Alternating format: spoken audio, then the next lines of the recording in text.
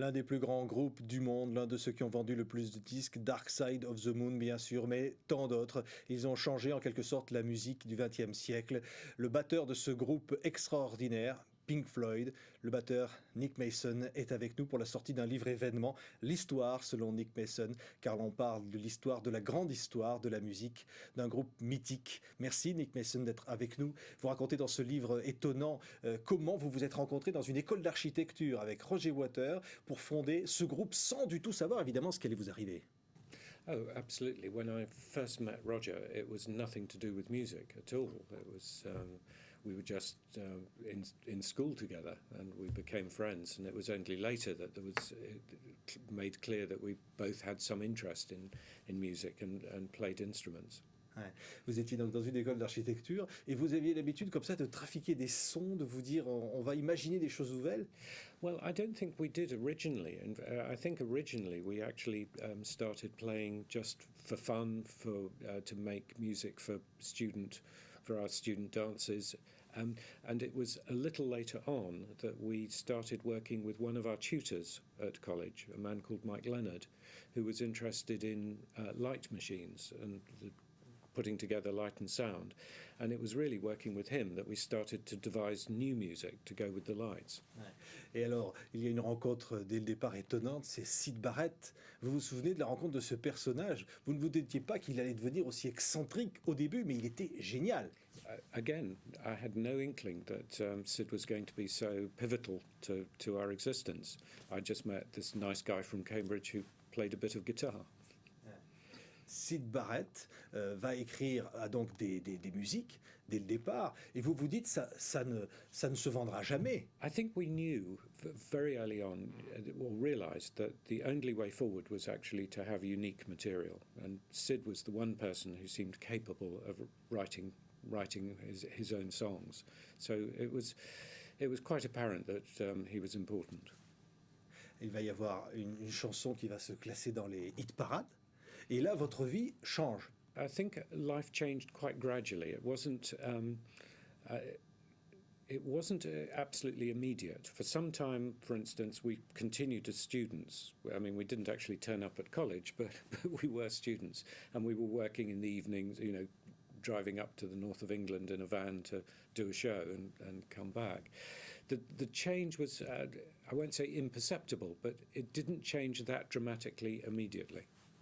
Vous racontez dans ce livre, Nick Mason, vos premières tournées. Alors, c'est dans des toutes petites salles. Il y a un projecteur à diapositive. Vous êtes un groupe en images, en quelque sorte. Il y a la musique et il y a les images.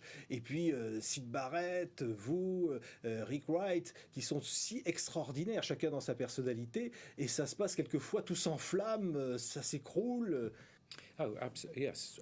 Like all bands, you have to start somewhere. And in fact, it took us probably 5 years to become really successful. And a lot of those first 2 or 3 years were spent playing to 70, 100 people, maybe 150. And as you say, the lighting show was made with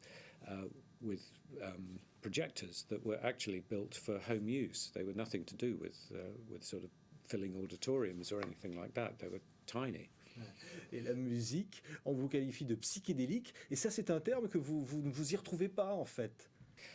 I think, well, it depends what you mean by psychedelic. I think we did represent the psychedelic movement of the time, but the idea of psychedelic music, I suppose, was the idea of recreating the drug experience, or something that enhanced the drug experience. And at the time, Syd certainly was doing acid, but the rest of us we were straight middle-class students. Et vous racontez aussi, bien sûr, alors Syd Barrett, ça va devenir impossible. Il devient fou quasiment.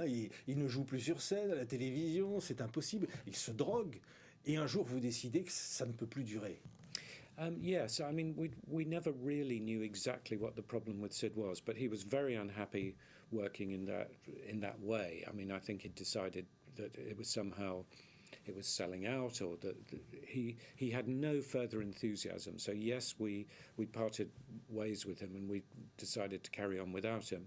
But I think whatever had happened, around that period, he would have left anyway. Vous allez le retrouver des années plus tard, pendant l'enregistrement de l'album Wish You Were Here, et vous dites dans ce livre, vous ne l'avez pas reconnu. He was absolutely unrecognizable to me. I mean, I think maybe the others recognized him before I did, but I came into the studio and saw him, and I had no idea who he was. C'est un regret aujourd'hui, ce départ de Syd Barrett, ce souvenir des débuts du groupe. I don't regret it because I think the history of Pink Floyd we'd never have made Dark Side of the Moon with Sid. Dark Side was a record made by a different group of people almost, and The Wall would never have existed. That was not a Syd Barrett type of thing at all. But I certainly think that we live with a little bit of guilt about the way we treated Sid, and we live with his memory because he was so much part of our heritage, if you like. He was the launch pad. We wouldn't have existed at all without him. So we always must be conscious of the fact that he was our past. Alors David Gilmour va donc vous rejoindre, la guitare magique, voix extraordinaire, talent de mélodiste. Il y a des disques comme ça, avec des pochettes d'ailleurs qui sont devenues mythiques. Hypnosis qui fait les pochettes de vos disques. Et on se souvient évidemment de ces grands moments. Par exemple à Pompéi, vous allez vous retrouver un live show sans public. Yes, it's a rather curious concept, isn't it? Just the ghosts of those ancient people. But it was a very effective way of creating a sort of live concert feel, funnily enough, because we had to spend maybe 3 or 4 days filming the music, and we simply couldn't. It would have been very difficult to have kept an audience there for 4 days, and the atmosphere of the open air and the amphitheatre was sufficient to give us a sort of extra bit of energy to make it much more real. Vous êtes avec du matériel, beaucoup de matériel, vous vous déplacez comme ça avec vous racontez, vous achetez un car, vous êtes une petite équipe familiale, hein, vous allez dans les campus, vous allez amener votre musique, mais cette musique va devenir de plus en plus élaborée, un orchestre symphonique, Atom Earth Mother, vous allez composer votre première grande pièce qui échosse sur l'album Middle, et là vous avez l'impression que les choses sont en train de changer. I suppose we really... But Atom Heart Mother working with the orchestra, yes, that was a change. But in a way, nothing really changed that much until Dark Side of the Moon. That was the point at which the success changed the sort of venues that we played, as well as giving us much more freedom in terms of more money, so that we could invest the money in much bigger shows. Et vous aviez déjà inventé les sons, parce que de ce qui restait finalement du Pink Floyd des débuts, c'est que vous alliez imaginer des sons comme ça, des portes qui grincent, des pièces de monnaie évidemment, pour Monet qui va être donc dans Dark Side of the Moon. Tout ça, vous l'aviez déjà expérimenté. Qu'est-ce qui vous a emmené comme ça à imaginer crissement des pneus de voiture, à chercher des sons partout? Yes, I think we'd always been interested in the use of sound effects and wind sounds and sort of curious the effects that you can get by treatments of tape and so on. But particularly with Dark Side, it was thanks to Alan Parsons, who was the engineer. We really went for the highest sonic quality, and it's interesting that I think the record has lasted very well sonically as well as musically. Alors Monet, c'est vous qui avez imaginé le bruit de pièces au début de la chanson? Yes, well, we knew that we needed this 7-beat sequence, and we set out to make it with a tape loop. And a lot of sounds are usually available from sound effect libraries, and certainly something like the cash register was very easy to find in the EMI sound effects library. But we couldn't get the right chinking of money sound, and so we ended up... Roger and I devised this thing of taking some coins, old English coins, drilling them through the centre and hanging them on a string so that you could just chink them together like almost like finger cymbals. And I can't remember what the other sounds. There's certainly the sound of tearing paper, which we did ourselves because we could just make it the right length. C'est un disque mythique, l'un des plus vendus de l'histoire de la musique moderne, Dark Side of the Moon. Il y a tout, il y a le saxophone, il y a des voix fabuleuses, il y a surtout un groupe d'une cohésion qu'il n'a jamais retrouvée. Vous n'étiez jamais aussi proche. No, I think it was slightly sad in a way that Dark Side was probably the sort of most perfect system of working together because we all knew and understood exactly what we were trying to achieve, and it was then very easy to decide who was going to do what.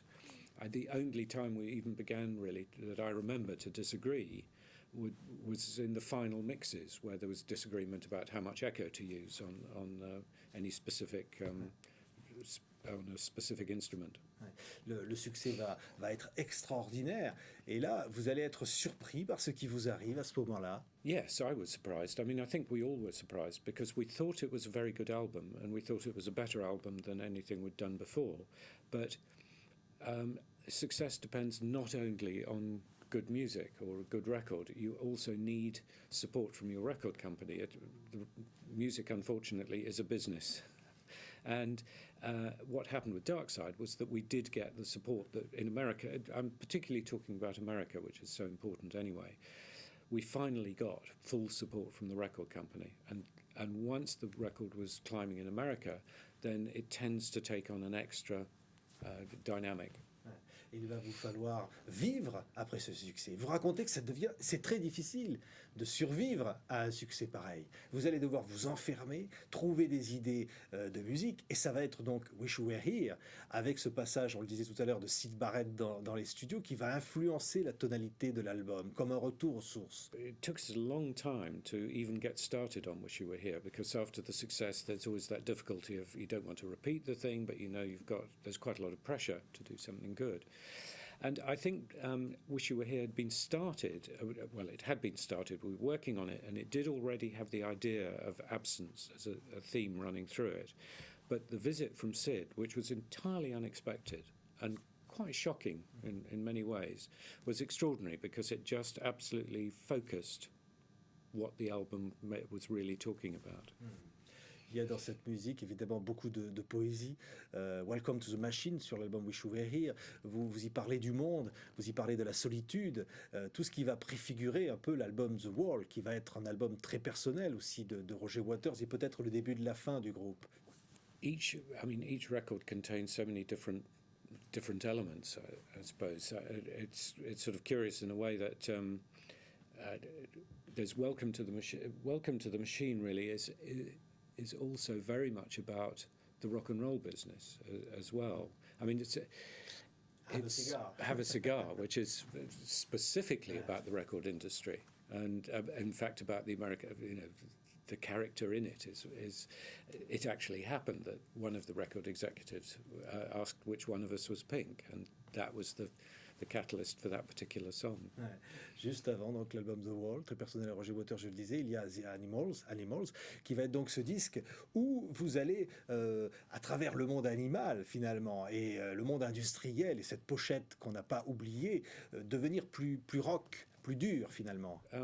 Things with Animals is that it's a product of a period when there was beginning to be disapproval of the big bands with the big stadium shows, and of course it was the punk era, and it was the famous moment where Johnny Rotten wore the T-shirt that said "I hate Pink Floyd," which sort of set the scene. And I think although we really had no relationship with the punk movement, we maybe just did take on board a little bit of that. Well, let's cut things down, make it a little bit more spare, really.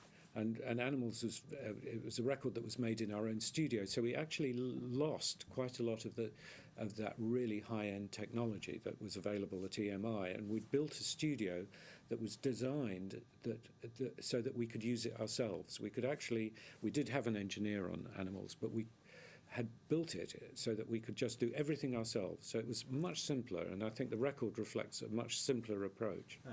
Alors, ça va être très différent avec The Wall, double album.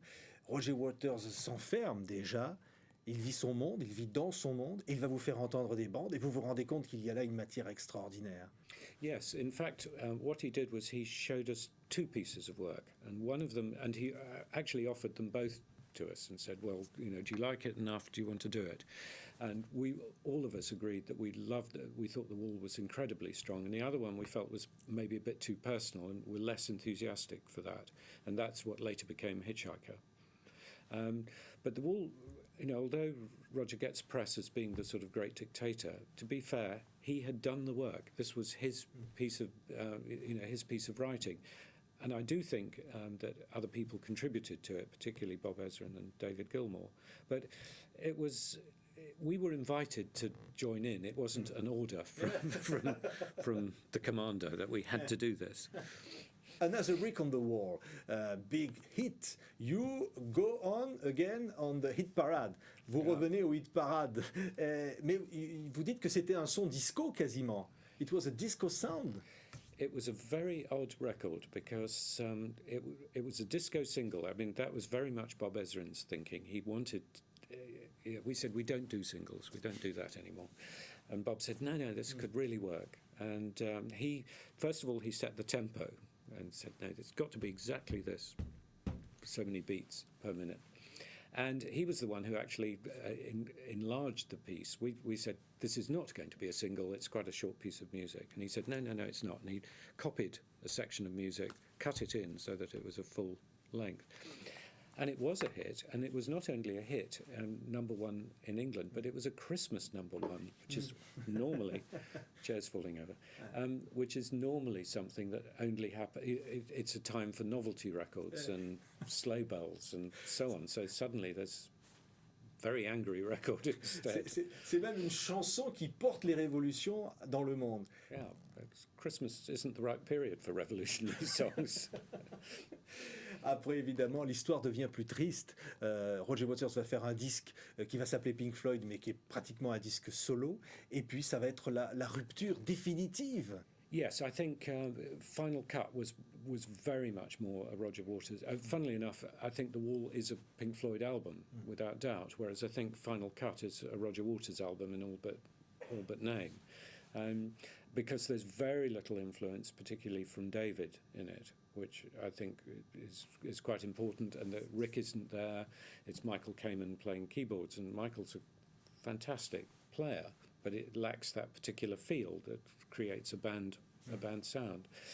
And I think it was after that Roger felt that he wanted to work on his own, and quite rightly he realised that as long as the band existed, he would never be taken quite as seriously by the record company. They would always say, Roger, great solo album, but when are you getting back to work with the guys? Et il va y avoir de gros problèmes relationnels, mais en fait vous dites il y a toujours eu des problèmes relationnels dans ce groupe. It was very odd to finally find ourselves with the third leader over the period. But à propos de la musique, à propos de l'argent. We didn't argue about money that much, actually. We argued about the music, and we argued about credits, about who should be credited and who actually did what. I really don't think we argued about money. Ouais.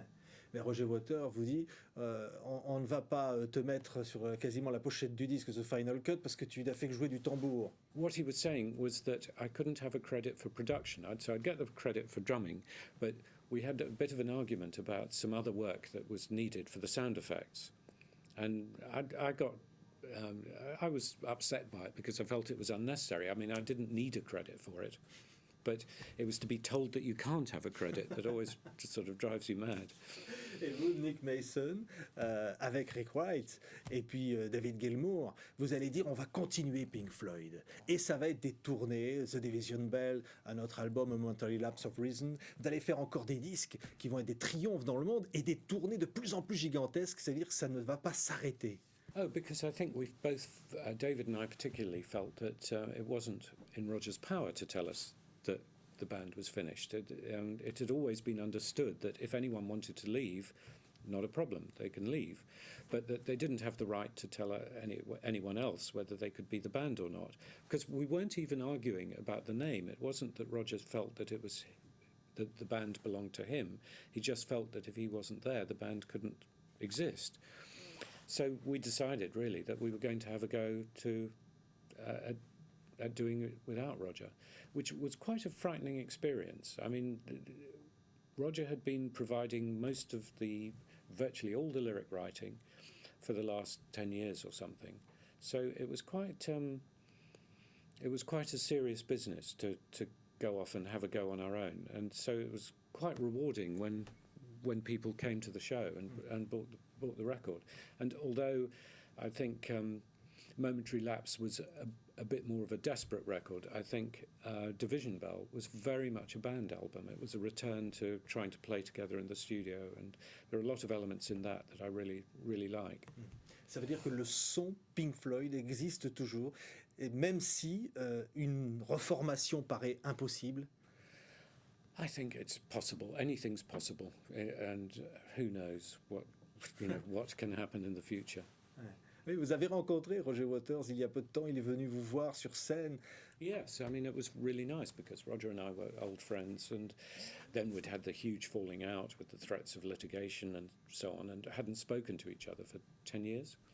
So to sort of make friends again was absolutely terrific. And then I went to play with him in Wembley when he was on tour. And it was really terrific experience, very moving. Le retour en arrière, quand vous regardez Nick Mason, vous avez, je le disais au début tout à l'heure, fondé ce groupe de copains, et puis qui est devenu aujourd'hui Pink Floyd, connu dans le monde entier avec cette musique, je disais, qui a bouleversé en quelque sorte les critères de la musique moderne. Vous vous dites que tout ça vous a dépassé à un moment donné, cette histoire, vous dites selon Nick Mason, c'est presque une Bible, hein, c'est l'histoire selon Nick Mason. Hein. Well, I thought about it for quite a long time, but and it is extraordinary to have a look at it now.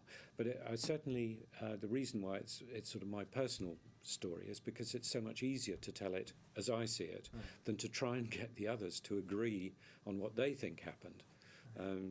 That's actually impossible.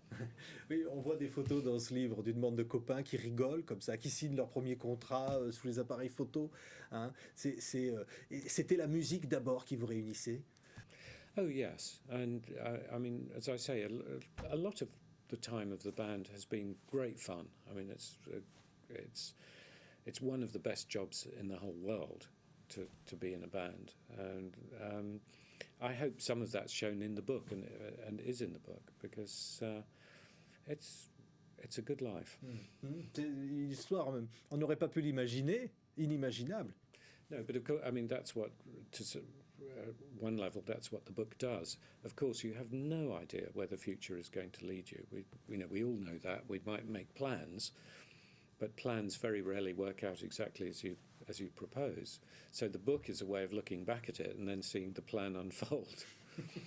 Et vous, donc le batteur de ce groupe, quand vous vous êtes trouvé comme ça devant des stades, derrière votre batterie, et là, vous avez senti la puissance de la musique. I think when you're actually playing, you tend not to, you're almost unconscious of sort of where you are. You're just playing the music. But I think sometimes perhaps at the end of the show or whatever, you realise that all these people have come to see this particular show, and it's quite a moving moment, really, because you realise that the music has the power, but you don't really understand yourself how it's done. Et vous ne vous êtes-vous jamais drogué, à la différence de Syd Barrett? I have to say I've taken odd drugs, but it was never really something that was part of my... I always thought I'd rather spend the money on racing cars than drugs. Ferrari. Yeah. More expensive. Et pour terminer, Nick Mason, la chose dont vous êtes le plus fier, ou le morceau musical dont vous êtes le plus fier? I think it's not so much a particular piece of music. It's more the thing one's most proud of is the moments when you brought something to someone's life that they think is important. It's that. It's not just that it was pleasure, which is nice. It's nice to give people a good time, but it's that moment where someone says, your music, really meant something to me. It marks some moment in my life in a very important way. Et vous réécoutez les disques de Pink Floyd? Never. Unless I have to listen for work, to perhaps when we're going to play something to remember how it was done or whatever. I would never put them on for pleasure, because you listen to them and I tend to be quite critical. I tend to listen to it and think, why did we do that? If I wish I could have played that again. Sometimes, almost inadvertently, it comes on the radio and you think, oh yeah, okay, that sounds good. But I wouldn't deliberately go and put a record on myself. Merci Nick Mason, merci d'avoir été notre invité. L'histoire selon Nick Mason, voilà, c'est le livre publié aux éditions PA, formidable livre avec beaucoup de photos. Les avis divergent, il y a plusieurs opinions sur ce groupe extraordinaire dont on n'a pas fini de creuser à la fois l'histoire et la musique. C'était des grands moments que nous avons passés en écoutant votre musique, Nick Mason, celle de ce groupe mythique. Merci d'avoir été notre invité. Thank you very much.